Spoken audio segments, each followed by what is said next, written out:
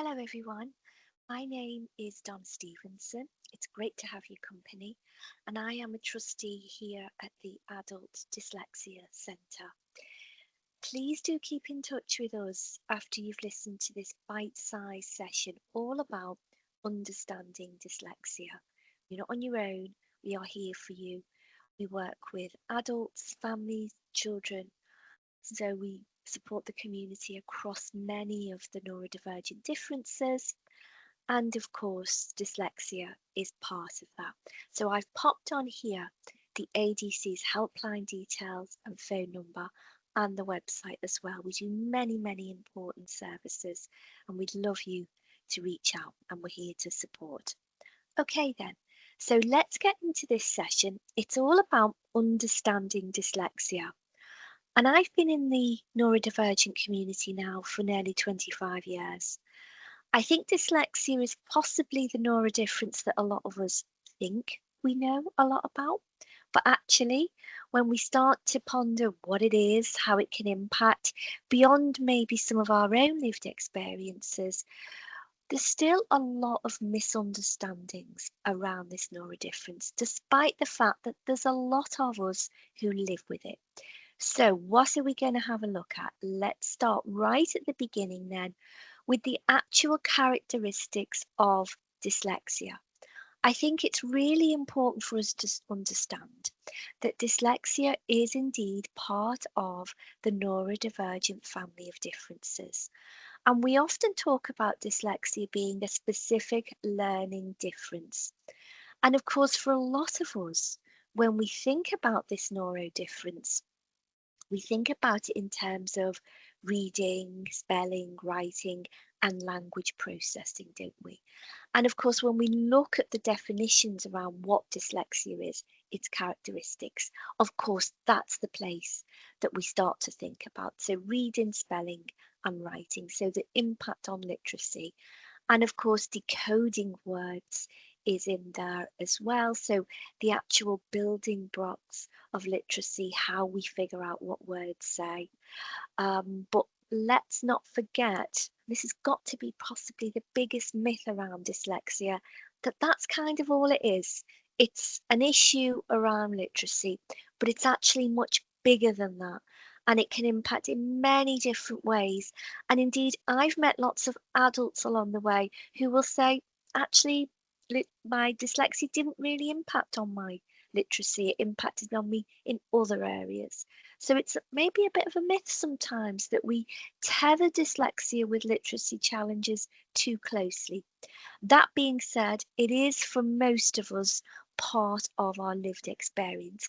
But what else is here beyond literacy? We've got processing. So, how our brains kind of process information. So, information that we receive through our senses, things that maybe we've looked at, we've listened to, and so on. How our brain figures out what that information means to us, whether then we need to remember it, if it's important, all the different categories that we've got in our ways of thinking. Okay, and of course, memory, therefore, is very much part of this. We know that for a lot of dyslexics, short-term and working memory issues are very much part of their experience. And of course, if you can't remember what I've shared with you because of your dyslexia, then you're not going to be able to process it very well either, are you?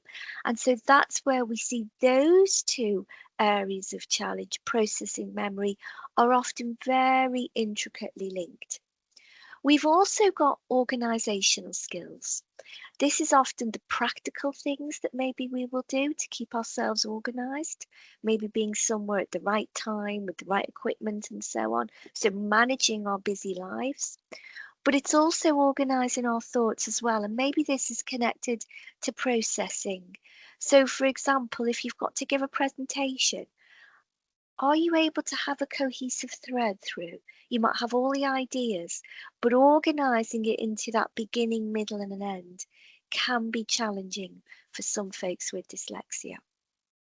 It may surprise you as well to see that number is here.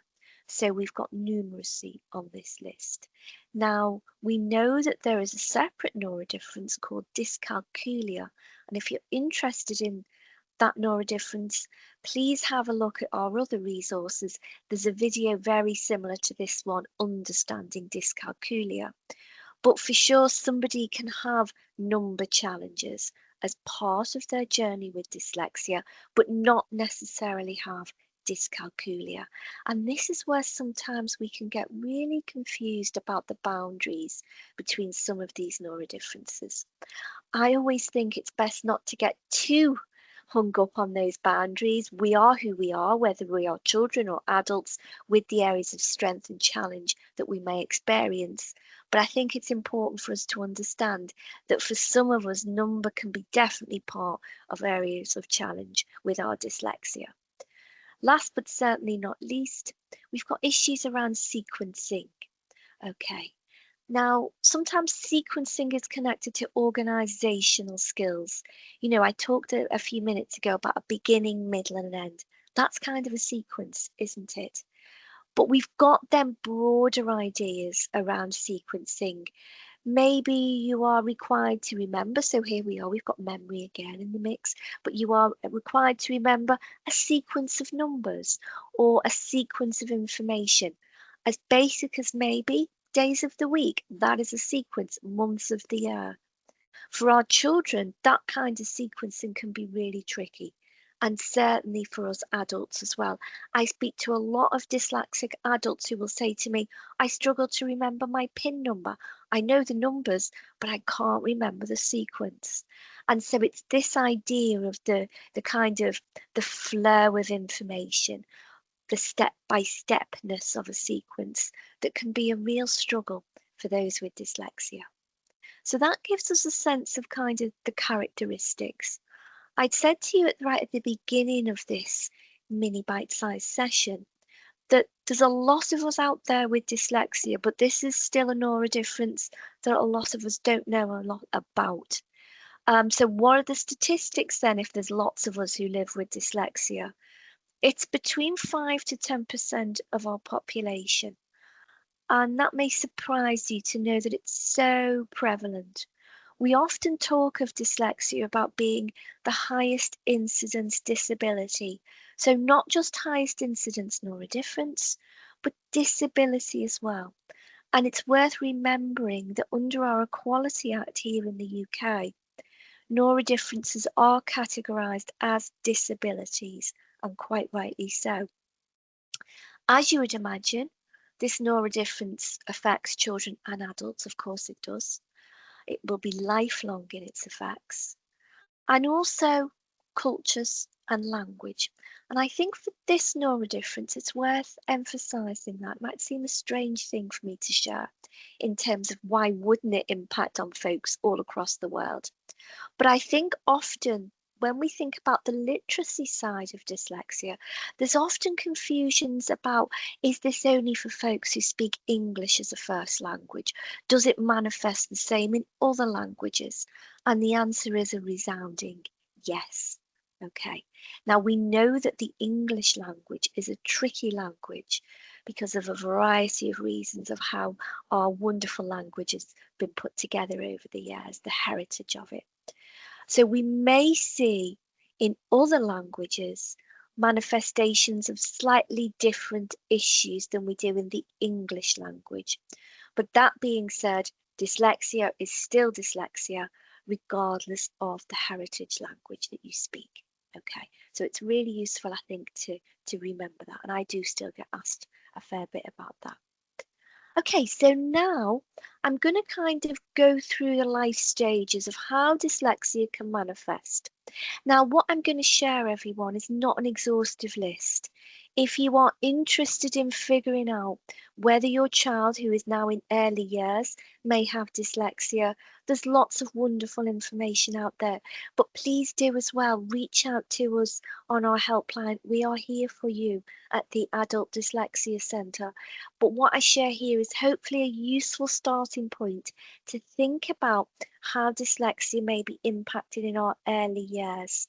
Okay, so just to be clear, this is often categorised as those children who are 5 years and below, so 0 to 5 years.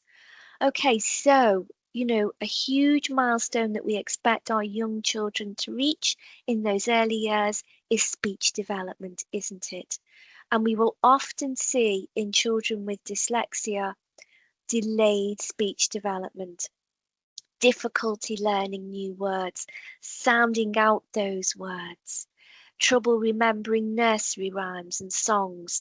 And nursery rhymes and songs are so important, especially in those early years, because these are some of the kind of the emerging literacy skills that we want our young children to be familiar with, the rhythm of language, the rhyme of language, and so on, apart from being there also, of course, a lot of fun as well. So it starts to be some flags that if our children have got a cluster of these issues and they are persistent, maybe it's time to have an exploration around dyslexia. We've also got the alphabet here in the mix. And of course, these early years are times that we hope our children are figuring out the alphabet curve of the ABC. We talked about sequencing a little earlier. And here we've got this trouble learning days of the week, months of the year and so on. So that's a sequencing issue, isn't it? We've also got colours and numbers and so on. So the names of things as children categorise the world around them. But also then we have number in the mix. It's value, that number 5 is 5, what it looks like as a digit, 5 as an amount, so 5 beads or 5 counters, buttons, whatever our children are playing with, Lego bricks. So it's all these types of concepts can be really tricky for a youngster with dyslexia. We've got then sequencing rearing its head again, difficulty following multi-step instructions. So maybe they've remembered the first part, but then the next part of kind of what you've asked your young child to do, it's forgotten about. So again, we're looking at a cluster here, and it's a persistence as well. Some of these areas of challenge, please don't forget, in our young children, it's part of growing up that maybe our children forget these things, and this is how they're learning about the world around them. But where the kind of balance is about when it's not just all part of growing up, I guess. It's gone into the category of, hang on, this feels it's very persistent. I would expect my child to have moved on by now. They still seem to be struggling remembering the names of colours or whatever that may be.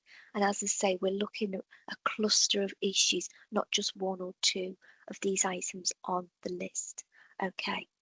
We've also got limited interest in letters and sounds. So we're not just looking at somebody who finds that bit tricky. But yeah, our youngsters aren't really interested in figuring out what those letters are and so on. Difficulty recognizing rhyme. So this may manifest, first of all, in those nursery rhymes and songs we talked about, but also it's the ability to know that cat rhymes with mat, sat, and so on. And children with dyslexia often find that very difficult to kind of comprehend and make those links across, which is very much connected to this final bullet point, trouble connecting sounds with letters. So it's all these emerging skills that we would expect our young children to have around literacy that sadly we often find is very delayed or indeed completely missing in our young children with dyslexia. As children then develop and our young children go into their school years, so this is from primary school and secondary school, the patterns will continue. However, of course, they will manifest in more nuanced and possibly more sophisticated ways as, of course, the children themselves develop and get older, and of course there's more demands and different demands made on them in their educational journey. So what have we got here? For a lot of children, the literacy issue will still be present, so we might see slow and effortful reading. So maybe they've learned how to read, but actually it's very laborious. There is still these difficulties sounding out unfamiliar words. So the strategies to decode are either not really present or very fragile. Okay, skipping, reversing letters and words, Spelling continues to be an issue despite practices and so on. Maybe there's an inconsistency in spelling of the same word from day to day. Okay, and it can be small words like no and on. Maybe there's letter reversals and so on. We've got difficulty organising ideas, maybe in writing, or if they've got to talk to you about something they've just learned and you're expecting a kind of that beginning, middle and end explanation, if you like. This is the processing, the memory, the organisation. Again, those executive function areas of challenge. We may see handwriting issues as well. We've got difficulty memorising times tables. So that's, of course, memory once more, trouble remembering instructions. And of course, we start to see then a child who's been in education at this point for a number of years, actually, who is starting to feel that not great about themselves, sadly, sometimes. So it does impact on self-confidence. That can lead to a lot of frustration, avoidance of tasks. This is where for some children, the avoidance sadly can lead to disruptive behaviour, negative behaviour, so an acting out in order to avoid doing some work in class that they know that they find difficult. They'd rather get into trouble and go and see, year head or what have you, or the head teacher, rather than face up to the fact that they've got to work on times tables or whatever it may be. Okay, now not all children will be on that journey, of course, with dyslexia, but for some children it does certainly impact on who they see themselves to be, and therefore sometimes their behaviour patterns as well. The journey continues into adulthood. So here we've got some ideas of how that may impact on an adult in the world of work. Again, for some adults, we will see a continuation of issues with reading. We may also see issues with the written word, so written communication from emails and beyond. Difficulty remembering verbal instructions. So you see, the patterns are remaining from very young age through into adulthood. I guess the only thing that changes is that we become more sophisticated and the demands on us become greater. And so therefore the challenges manifest in slightly different ways, but the patterns remain actually. So here we've got challenges with schedules and time management, difficulty with multitasking, problems recalling names or details, confusion directions, difficulty remembering phone numbers, passwords, PIN numbers, and so on, and challenges filling out forms and so on. So all the ways that maybe as adults the world interplays with us, yes, in our world of work, but also in our personal lives as well. Dyslexia doesn't go away when we finish our working day, of course it doesn't. And this is where we will see that journey continue all the way through somebody's life. It's really important that we don't forget about the strengths that we think about when we think about dyslexia. I think when we sometimes think about a neurodifference like dyslexia, we're eager to think about the areas of challenge, aren't we? Because we want to try and figure out how we can support our children, how we can support ourselves if we're adults figuring out what dyslexia means to us. And we can forget about the fact that actually often for a lot of us, dyslexia brings some great strengths and talents. Okay, again, similar pattern, everyone. This is an exhaustive list, and we're not saying that everybody with dyslexia has got each and every one of these great strengths. And if you're listening to this, you might think of a strength that you have that isn't on this list, and that's fine too. But this is a really good list to start us to think about the strengths that dyslexia can bring. And indeed, we're thinking more than ever about the strengths of neurodifferences, which I always get very excited about. I think it's long overdue, this way of thinking about neurodiversity. So what have we got on the list? Creativity. And this is, I guess, one of the ones that we often associate with dyslexia. For sure, it's to do with the arts. We've got lots of dyslexic folks who are really good with the arts, however that might be, from drawing and painting through to dance and acting and so on. But let's not also forget there's another aspect of creativity that isn't necessarily about being great at the arts. It's a way of thinking. And I think it was Albert Einstein, who indeed had dyslexia himself, who said creativity is a state of mind. Okay, so it's not just about being creative in the arts, although that is wonderful. It's also about how we may approach our problem solving, how we work within our working lives as adults, how we manage a team. There's many ways of being creative. Somebody said to me a little while ago, it's not my job, but I'm really interested in interior design. And I've got a lovely home, how I decorate and so on. It's how I express as a dyslexic my creativity. And I think now, certainly with AI, creativity is something that's very unique to us human beings. And it's a strength to be cherished. I truly believe that. And so here potentially we've got folks, young and old, who've got this propensity to be creative. And it's something to be celebrated, cherished, and really we hope people are put in situations, our children and adults, where they can really flourish and express themselves in those ways.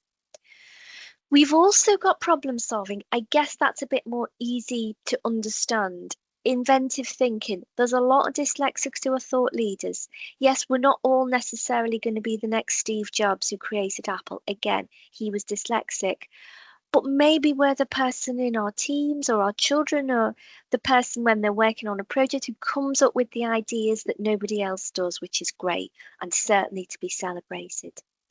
We've also got somebody who's potentially got strong visual spatial skills to be able to see images and maps and designs in that mind's eye and be able to navigate accordingly. It's a great skill. We've got lots of engineers, architects, designers who have dyslexia.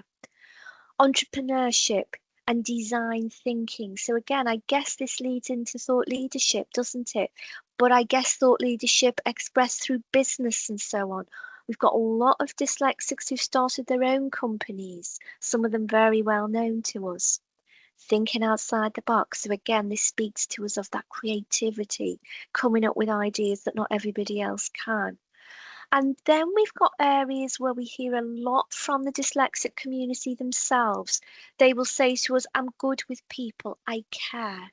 There's no scientific evidence for this. If we scan somebody's brain, yeah, we can't really find that as a differently wide brain, how somebody's using their brain with dyslexia. But actually, we hear so much from the community about this skill that we've got to respect and believe it. We put a lot of value now on lived experience, quite rightly so. And so we hear a lot of dyslexics say, I care, I'm good with people, I'm a good manager, or whatever that means to them. We've also got the idea that for some dyslexics, they may actually be really good at verbal communication. So not always written communication, but verbally. We've got a lot of dyslexics saying, I'm a really talented speaker, I'm a great presenter, and so on. Even young children will say, yeah, I'm good at this, I'm good in my drama classes of expressing myself in these ways. Okay, which I guess ties to creativity as well. So we've got lots of strengths there. And for you listening to this recording, I hope you're enjoying it so far. But also, as I say, if there's a part of your dyslexia or your child's dyslexia that you think, well, actually, they are good at, and it's something that isn't on this list, then that's to be celebrated and cherished because it's really important that we think in these ways. I'm not going to talk too much about dyslexia assessments because if this is an area that you want to find out more about, we are real experts here at the ADC about advising and guiding you through that journey, whatever it looks like to you or your children as well. So I'm not going to go into too much detail about the step-by-step process. But what I am going to talk about, because I think it's important that we do so, especially with dyslexia as a difference, is the importance of early identification. it still really matters for this community. It means that we've got access then to targeted support that's specific and dyslexia inclusive or dyslexia friendly. It can therefore, for those on an educational journey, certainly help to improve their academic outcomes and achievements.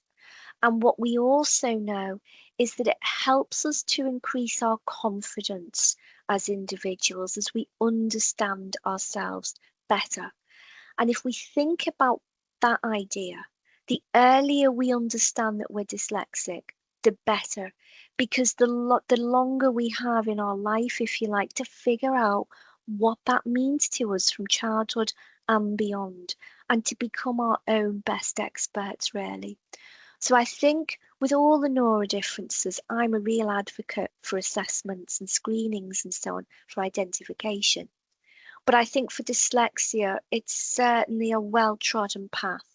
That being said, although it's a well-trodden path, it's also still a path that's very confusing for families and adults, and also lots of mixed messages and lots of noise out there about this issue.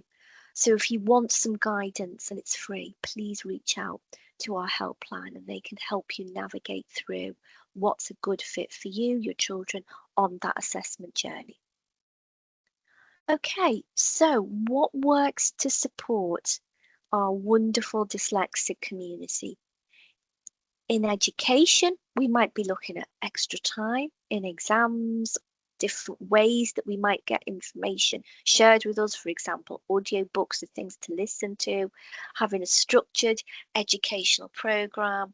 And there's lots of great assistive technology out there now that our schools are getting better and better at utilising and supporting pupils with.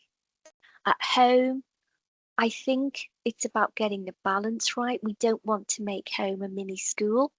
And so we don't want, as soon as our children come home from school, to be learning all over again. They need a rest and they need to express themselves in different ways. We understand that more than ever now. But that being said, we do have opportunities at home sometimes to do deeper dives in literacy, for example, that may be school with lots going on and very quick, busy school days. They've got a big curriculum to get through at school. Maybe we've got more time at home to do a deeper dive into reading, writing, and spelling. But as I say, it's about getting that balance right. It's also the positivity, so that encouragement, finding things that your children are good at beyond an educational curriculum. Okay, it's really important to give our children that sense of achievement, especially if they are struggling in education at the moment. Creating a supportive environment as well. When I speak to adults now who reflect back on their childhood with dyslexia, the ones who will say that their childhood had a positive impact will talk about this, about expressing themselves in different ways. So not always, they knew they weren't great at literacy, for example, but at home they'd figured out, had a love of gardening. I spoke to somebody the other week who'd said even at 5 years old, they love getting outside, being in the garden, planting vegetables. They had a real talent for it. And in fact, they've gone on to be a horticulturist now. So really interesting, isn't it? But it's expressing yourself in different ways that you may not get a chance to in school, giving you a sense of achievement and that support as well, that loving environment and support. Okay, really, really important. Helpful tools, speech to text, text to speech software, spell checking tools, AI. I know it's kind of controversial, but it's definitely got a place, and a lot of the dyslexic community celebrate ChatGPT, Copilot. I think we're only just getting to grips with what this means to us now. So an exciting journey ahead. So yes, AI has got to be in that journey.